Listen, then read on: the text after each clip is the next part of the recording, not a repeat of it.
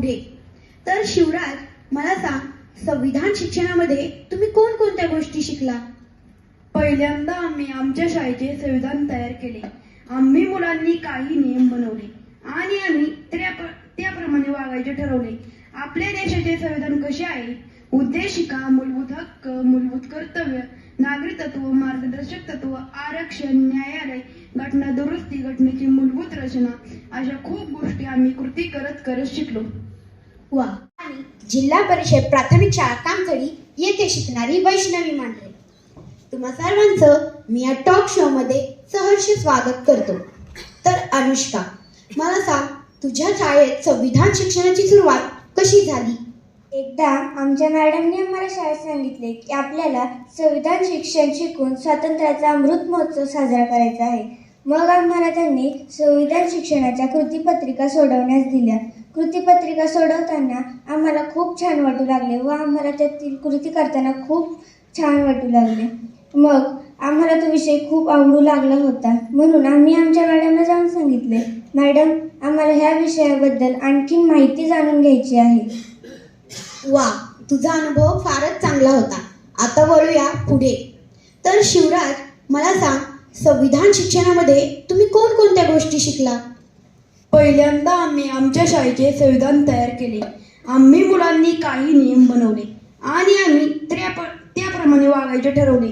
आपल्या देशाचे संविधान कसे आहे? उद्देशिका, मूलभूत हक्क, मूलभूत कर्तव्य, नागरी तत्व, मार्गदर्शक तत्व, आरक्षण, न्यायालय, घटना दुरुस्ती, घटनेची मूलभूत रचना, अशा खूप गोष्टी आम्ही कृती करत करत शिकलो. वा, तुझाही अनुभव फार चांगला होता. आता वळूया पुढे. तर आर्यन, पुढे मला सांग, संविधान शिक्षणामध्ये तुम्ही ज्या कृती करता त्याचे स्वरूप कसे असते? पहिल्या तासाला आम्ही संविधानातील धड्यांचे व्हिडिओ पाहतो. मग आम्हाला आमचे शिक्षक त्या व्हिडिओतील माहिती सांगतात. आम्ही आमच्या शाळेचे संविधान तयार केले.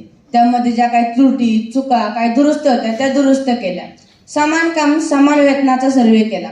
आमच्या आजीची परिस्थिती, आमच्या आईची परिस्थिती व आमची परिस्थिती यांची तुलना केली. ग्रामसभेत सहभागी झालो.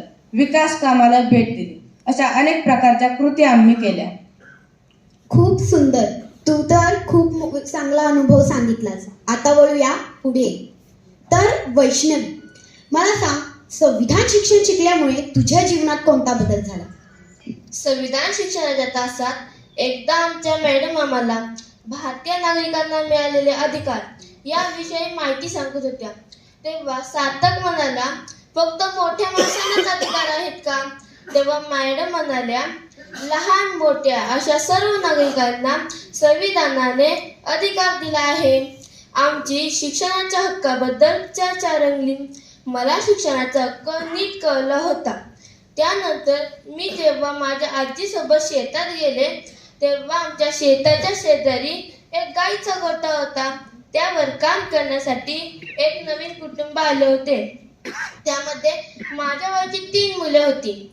मी त्यांच्याजवळ गेले. त्यांना म्हणाले, तुम्ही शाळेत जाता का? ते माझ्याशी काहीही न बोलता तिथून पळून गेले. त्यानंतर मी 2-3 वेळा जेव्हा शेतात आले तेव्हा माझ्या लक्षात आले की ही मुले शाळेत जात नाही. मी त्यांच्या आई वडिलांना विचारले, तुम्ही यांना शाळेत का नाही पाठवत? तेव्हा ते म्हणाले, आम्हाला खूप कामं असतात, त्यामुळे आम्ही यांना शाळेत पाठवणार नाही. ह्यांना शाळेत आणण्यासाठी काय करावे हे मी आमच्या मॅडमला फोन करून विचारले. मॅडम म्हणाल्या, तुझ्या वडिलांची मदत घे. मी माझ्या वडिलांना सर्व हकीकत सांगितली. माझ्या वडिलांनी शेताच्या मालकाला फोन केला व त्या 3 मुलांच्या आई वडिलांना त्या मुलांना शाळेत पाठवण्यासाठी समजावून सांगायला लावले. त्या शेताच्या मालकाने त्यांच्या आई वडिलांना समजून सांगितले. त्यांचे आई वडील मुलांना शाळेत घालण्यासाठी तयार झाले. काही दिवसांनी त्यांचे आई वडील, माझे वडील, ती 3 मुले, शेताचे मालक आणि आम्ही शाळेत आलो आणि आमच्या मॅडमनी त्या 3 मुलांना शाळेत दाखल करून घेतले. अशा प्रकारे मी 3 मुलांना शिक्षणाचा हक्क मिळवून दिला. संविधानाने दिलेल्या अधिकारांचा वापर आपण करायचा, पण ज्यांना ते अधिकार मिळत नसतील त्यांना मिळवून देणे हे आपले कर्तव्य आहे. हे मी संविधान शिक्षणातून शिकले. सुंदर. तुझा अनुभव फारच वेगळा होता. आता वळूया पुढच्या प्रश्नाकडे. तर ऋषभ, मला सांग, संविधान शिक्षण शिकल्यामुळे तुझ्या जीवनात कोणता बदल झाला? तुझा अनुभव सांग. मी जिल्हा परिषद प्राथमिक शाळा देगाव इथे इयत्ता 7वीत शिकत आहे. आम्हाला संविधान शिक्षण हा विषय शिकवताना आमच्या सरांनी शालेय सभेचा उपक्रम घेतला. यामध्ये ज्याप्रमाणे गावात ग्रामसभा घेतली जाते त्याप्रमाणे शाळेत विद्यार्थ्यांची शालेय सभा घेण्याचे ठरले. प्रथम सभेचा वार, दिनांक व वेळ निश्चित केली. शाळेच्या सर्व विद्यार्थ्यांना त्याची कल्पना दिली. शाळेच्या विद्यार्थ्यांमधून सभेचा अध्यक्ष व सचिव म्हणून 2 विद्यार्थ्यांची निवड करण्यात आली. त्यानंतर निश्चित केलेल्या वेळी सभा सुरू झाली. सभेत अनेक प्रश्न मांडण्यात आले, तसेच अनेक प्रश्न सोडविण्यात आले. त्यावेळी माझा मित्र शिवराज याने शाळेच्या गेट समोर साठत असलेल्या सांडपाण्याबाबत समस्या मांडली, ज्यामुळे सर्व मुलांना त्रास होता. काही मुले तर आजारी पडत होती. ही समस्या सर्वांनी मिळून सोडवायचे ठरले. प्रथम ग्रामपंचायतीला अर्ज तयार केला. सर्व मुलांनी सह्या केल्या व शाळेतील मुख्याध्यापकांची सही घेऊन तो अर्ज सरपंच, ग्रामसेवक यांना नेऊन दिला. त्यानंतर सरपंच, ग्रामसेवक यांनी शाळेत येऊन पाहणी केली. त्यामुळे समस्येचे गांभीर्य त्यांच्या लक्षात आले. त्यानंतर 13 जानेवारी 2023 रोजी जेसीबीच्या साहाय्याने खड्ड्यात सिमेंटचा पाईप टाकण्यात आला. खडी व मुरुम टाकून सपाटीकरण करण्यात आले. अशा रीतीने जमिनीवरून वाहणारे गटारेच पाणी बंद झाले व समस्येचे निराकरण शांततापूर्ण व संविधानिक मार्गाने झाले. अशाच प्रकारे मी माझ्या जीवनातील प्रश्न संविधानिक मार्गाने सोडवेल आणि मी माझ्या कर्तव्याबाबत दक्ष राहून देशाच्या प्रगतीत माझा वाटा उचलेल.